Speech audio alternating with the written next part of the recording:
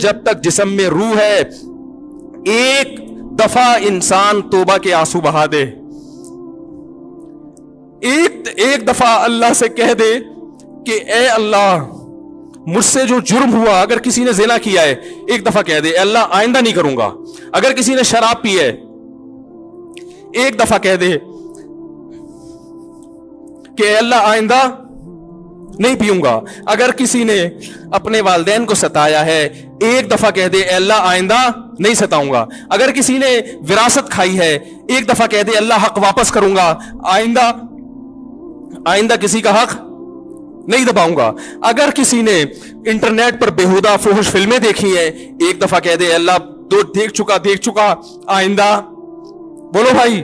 نہیں دیکھوں گا۔ اللہ فرماتے ہیں اس کے کہنے میں تاخیر ہو سکتی ہے، وَمَن يَعْمَلْ سُوءًا أَوْ يَظْلِمْ نَفْسَهُ ثُمَّ يَسْتَغْفِرِ اللَّهَ یجد اللہ غفور الرحیمہ، کیسا ہی بڑا سے بڑا جرم کر لے اس کے بعد جب اللہ سے توبہ کرے گا بشرطے کہ روح جسم کے اندر موجود ہو، اللہ فرماتے ہیں یجد اللہ غفور الرحیمہ، اللہ صرف گناہ کو معاف نہیں کرے گا بلکہ یہ اللہ کو غفور اور رحیم